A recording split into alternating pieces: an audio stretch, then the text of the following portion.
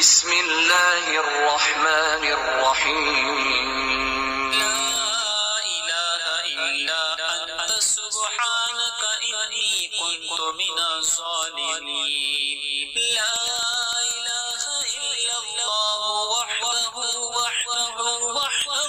لا شريك له له الملك وله الحمد وهو على كل شيء قدير اقرأ باسم ربك الذي خلق পড়ো তোমার সেই রবের নামে যিনি সৃষ্টি করেছেন। আসসালামু আলাইকুম ওয়া রাহমাতুল্লাহি ওয়া বারাকাতুহু। আলহামদুলিল্লাহি রাব্বিল আলামিন ওয়াল আকিবাতু লিল মুত্তাকিন ওয়ালা উদওয়ানা ইল্লা আলাল যালিমিন ওয়াস সালাতু ওয়াস সালামু আলা সাইয়্যিদিল মুরসালিন নবীনা মুহাম্মদ ওয়া আলা আলিহি ওয়া সাহবিহি আজমাইন, আম্মা বা'দ। সম্মানিত দর্শক শ্রোতা, আমরা ইতিপূর্বে মহান রব্বুল আলামিনের সম্পর্কে জানছিলাম এবং আমরা এ বিষয়ে তথ্য শুনেছিলাম যে আল্লাহ রব্বুল আলামিনের সত্তা হচ্ছে একটি গুণগত সত্তা। তিনি কোনো গুণহীন সত্তা নন, আর গুণহীন সত্তার ইবাদত করা মানে শূন্যের ইবাদত করা। আর সেই সত্তার যদি কেউ আকার দিয়ে ইবাদত করে তাহলে সেটা হয়ে যাবে শারীরিক আকারদাতা এবং দেহবাদী মুজাসসিমা।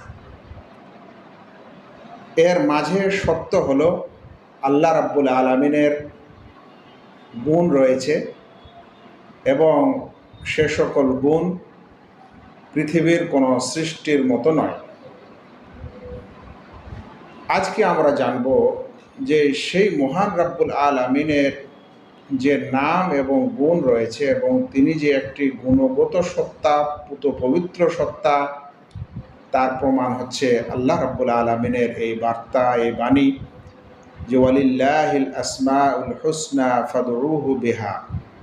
আর আল্লাহ তাআলার রয়েছে কিছু সুন্দর সুন্দর নাম, তাই তোমরা সেই নামগুলির মাধ্যমে আল্লাহ রাব্বুল আলামিনের কাছে দোয়া করো। আল্লাহ রাব্বুল আলামিনের সত্তা হচ্ছে গুণগত সত্তা, তার সুন্দর সুন্দর নাম ও গুণ রয়েছে। আল্লাহ তাআলার প্রকৃত নাম হচ্ছে আল্লাহ, কিন্তু তার গুণগত নাম অনেক। হাদিসে প্রিয় নবী সাল্লাল্লাহু আলাইহি সাল্লাম বলছেন, ইন্না লিল্লাহি তিসআতুন ওয়া তিসউনা ইসমান। আল্লাহ তাআলার 99টি নাম রয়েছে, এক কম 100। তারপরে বলছেন, মান আহসাহা দাখালাল জান্নাহ। যে ব্যক্তি নামগুলির সংরক্ষণ করবে, মুখস্থ করবে, সে জান্নাতে যাবে। তাহলে এই কোরআনের আয়াত এবং হাদিস থেকে এটা স্পষ্ট যে আমাদের রব্বুল আলামিন হচ্ছেন একটি গুণগত সত্তা এবং তার একাধিক নাম রয়েছে। আল্লাহ তাআলার যতগুলি নাম আছে আর যতগুলি গুণ আছে, যেটা কোরআন এবং সহিহ সুন্নাহ দ্বারা প্রমাণিত, আমরা সেই সকল নাম ও গুণের উপর প্রথমত বিশ্বাস স্থাপন করি। দ্বিতীয়ত, সেই নাম ও গুণের যেটা প্রকৃত অর্থ, আমরা সেই প্রকৃত অর্থে সেটা বিশ্বাস করি। সেই নাম ও গুণের অর্থকে আমরা বানচালও করি না, অস্বীকার করি না, এর অপব্যাখ্যাও করি না। কিন্তু তার সাথে সাথে একটি শর্ত দিই, সেটি হলো আল্লাহ তাআলার সেই নাম ও গুণে কোনো মাখলুক তার সেই নাম ও গুণে অংশী হতে পারে না, তার মতো হতে পারে না। কারণ আল্লাহ তাআলা বলছেন, লাইসা কামিথলিহি শাইউন ওয়া হুয়াস সামিউল বাসীর। তার মতো কোনো কিছু নয়, তিনি সর্বশ্রোতা, তিনি সর্বদ্রষ্টা। তাই আমরা আল্লাহ রাব্বুল আলামিনের নাম এবং গুণগুলিকে বিশ্বাস করব তার প্রকৃত অর্থে, যেগুলা কিতাব এবং সহিহ সুন্নাহ দ্বারা প্রমাণিত। আর সেগুলো আমরা অস্বীকার করব না, সেগুলো আমরা অপব্যাখ্যা করব না এবং সেগুলোর আমরা উপমা ও সাদৃশ্য দিব না। কারণ আল্লাহ তাআলা বলছেন, লাইসা কামিথলিহি শাইউন ওয়া হুয়াস সামিউল বাসীর। এবার আমরা একটু জানব যে আল্লাহ রাব্বুল আলামিনের নাম এবং গুণের মধ্যে কি কোনো পার্থক্য আছে। আমরা প্রথমে একটু উদাহরণ নিব। আল্লাহ রাব্বুল আলামিনের যেমন একটি নাম হচ্ছে আর রহমান, আর রাহিম। বিশেষ করে এই দুটি নাম আমরা সকলেই জানি যে আমাদের রব, আমাদের আল্লাহ হচ্ছেন আর রহমান, দয়ালু, আর রাহিম, অতি দয়ালু। তো অতি দয়ালু এবং দয়াবান এই দুটি আল্লাহ রাব্বুল আলামিনের নাম, গুণবাচক নাম। যেমন আল্লাহ রাব্বুল আলামিনের আরেকটি নাম হচ্ছে আস-সামি, তিনি সর্বশ্রোতা। তার একটি নাম হচ্ছে আল বাসির, তিনি সর্বদ্রষ্টা। তার একটি নাম হচ্ছে আল আলিম, তিনি সর্বজ্ঞ। আল কাদির, তিনি ক্ষমতাবান, সর্বশক্তিবান। এগুলো হচ্ছে আল্লাহ রাব্বুল আলামিনের নাম। উল্লেখ্য, আল্লাহ রাব্বুল আলামিনের প্রত্যেকটি নামে গুণ প্রমাণিত হয়, কিন্তু এর বিপরীত আল্লাহ তাআলার গুণ দ্বারা নাম প্রমাণিত হয় না। তবে আল্লাহ তাআলার প্রত্যেকটি নামে একটি না একটি গুণ রয়েছে। যেমন যখন আমরা বলছি যে আল্লাহ তিনি যিনি রহমান, তিনি রহিম, দয়ালু, পরম করুণাময়, তাহলে এখানে দয়া গুণ, দয়া যেটি একটি গুণ, সেই গুণটা প্রমাণিত। যখন আমরা বলি যে আল্লাহ রাব্বুল আলামিন সর্বজ্ঞ, তখন জ্ঞান, ইলম, এই গুণটি প্রমাণিত। যখন আল্লাহ রাব্বুল আলামিনের নাম হচ্ছে আস-সামি, সর্বশ্রোতা, তখন শোনার গুণ এটি প্রমাণিত। যখন আমরা আল্লাহ রাব্বুল আলামিনের নাম শুনছি আল বাসির, সর্বদ্রষ্টা, তখন দেখার গুণ প্রমাণিত। তাহলে আল্লাহ রাব্বুল আলামিনের প্রত্যেক নাম থেকে একটি গুণ প্রমাণিত হয়। কিন্তু আল্লাহ রাব্বুল আলামিনের যেগুলো গুণ, তা থেকে নাম প্রমাণিত হবে এরকম হতে পারে না। যেমন ধরে নেন যে আল্লাহ রাব্বুল আলামিনের একটি গুণ হচ্ছে তিনি ক্ষমতাবান, আল কুদরা। তো এখান থেকে আপনি কোনো নাম প্রমাণ করতে পারেন না, নাম এখান থেকে বের করা যেতে পারে না। এভাবে আল ইলম, জ্ঞান হওয়া, জ্ঞান থাকা, ইলম থাকা, ইলমের গুণে তিনি গুণান্বিত। এগুলো থেকে কোনো নাম আমরা বের করতে পারি না। কিন্তু প্রত্যেক ইসিম থেকে, আল্লাহ রাব্বুল আলামিনের নাম থেকে কোনো না কোনো গুণ ইনশাআল্লাহ প্রমাণিত হয়। এখানে একটি বিষয়ে আরও বুঝার রয়েছে, সেটি হলো যে আল্লাহ রাব্বুল আলামিনের গুণের বিষয়টি ব্যাপক, কিন্তু নামের বিষয়টি সীমিত। মানে আল্লাহ তাআলার গুণাগুণ এগুলা ব্যাপক, আর আল্লাহ তাআলার নাম অত ব্যাপক না। যেমন প্রত্যেক নাম থেকে আল্লাহর গুণ প্রমাণিত হয়, আবার অন্য গুণও আছে। যেমন আল্লাহ রাব্বুল আলামিনের কিছু জাত সত্তার গুণ আছে, তার সত্তাগত কিছু গুণ আছে। যেমন আল্লাহ রাব্বুল আলামিনের 2 হাত রয়েছে, এটা তার সত্তাগত গুণ, সত্তার গুণ। আল্লাহ তাআলা কোরআনে বলছেন, মা মানাআকা আন তাসজুদা লিমান খালাকতু বিয়াদাইয়া।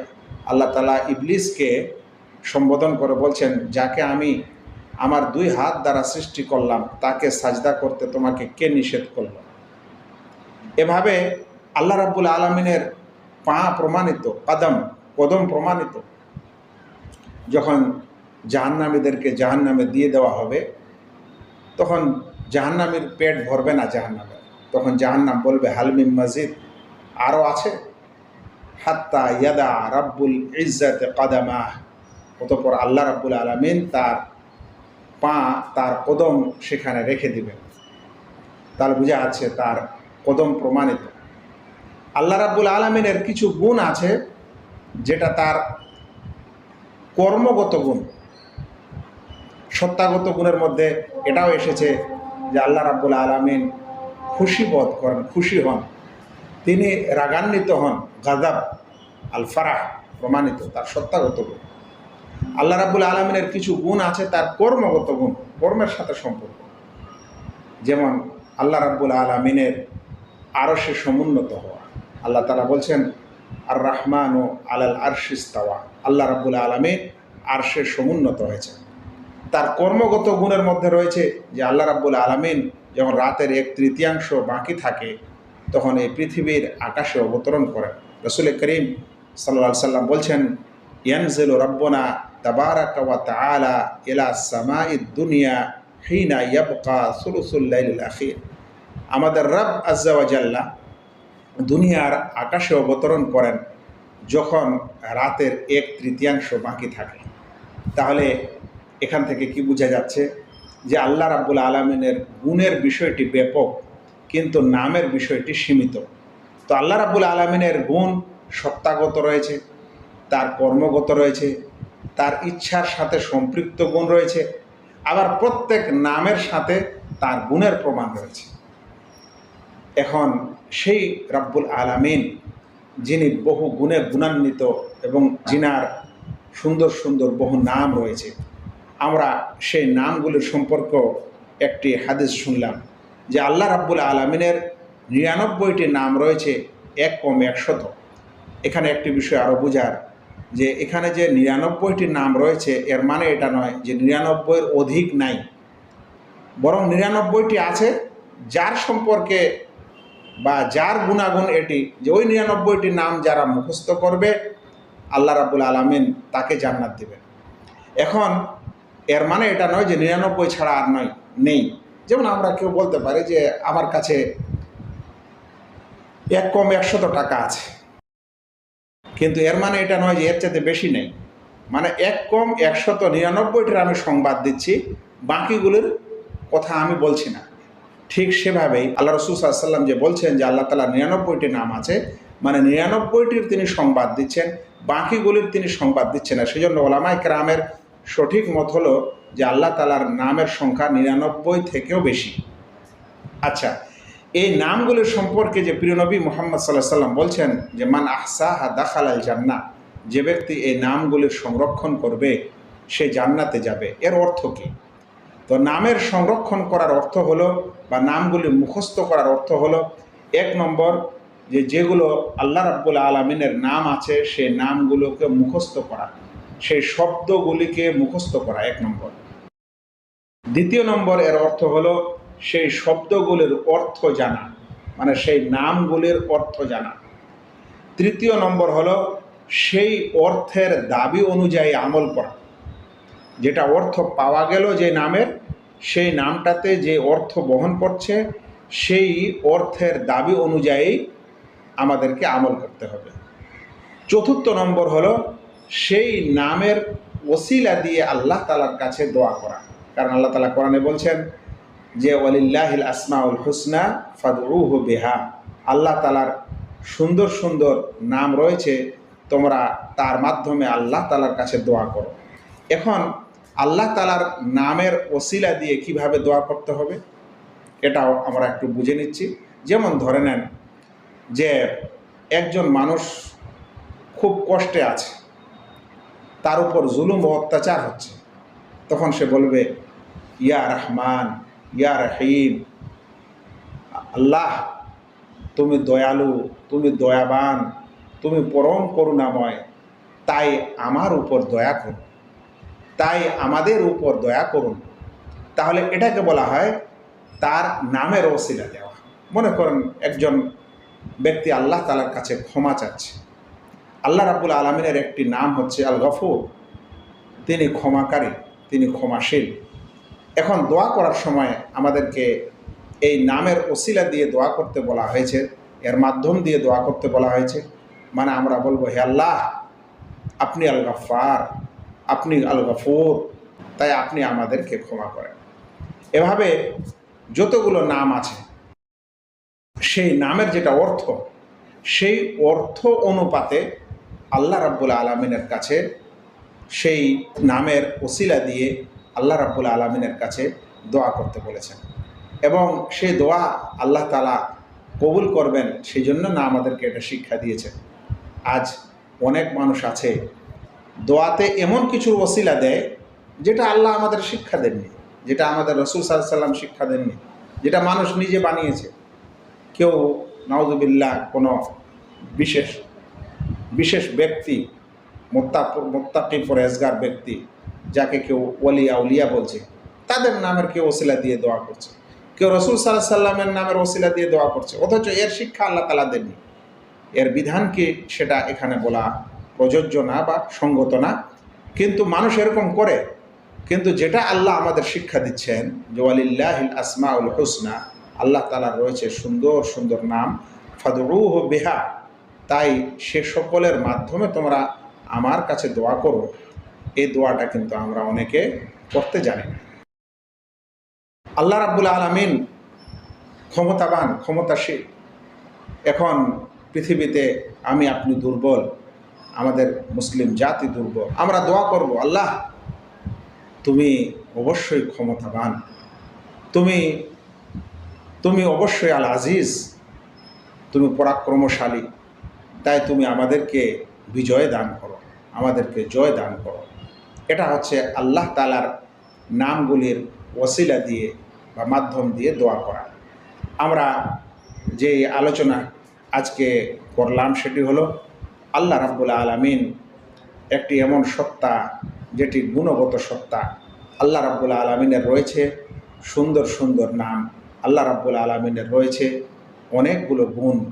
আমরা এই সকল গুণকে স্বীকার করি, এই সকল গুণকে প্রকৃত অর্থে বিশ্বাস করি, এই সকল গুণকে আমরা অস্বীকার করি না, এর অর্থের বিকৃতি করি না এবং এর সাথে কোনো মাখলুক ও সৃষ্টিকে সাদৃশ্য দিই না। এই সাদৃশ্য দেওয়ার ব্যাপারে একটি কথা বলে দিই, সেটি হচ্ছে যখন আল্লাহ রাব্বুল আলামিনের এই নাম ও গুণগুলি কোরআন ও হাদিসে প্রমাণিত, তখন আমরা বলবো এটা আল্লাহ রাব্বুল আলামিনের গুণ, এটা আল্লাহ রাব্বুল আলামিনের নাম। কিন্তু তার গুণ সাব্যস্ত করা মানে এটা নয় যে কোনো সৃষ্টির সাথে সদৃশ্য দেওয়া।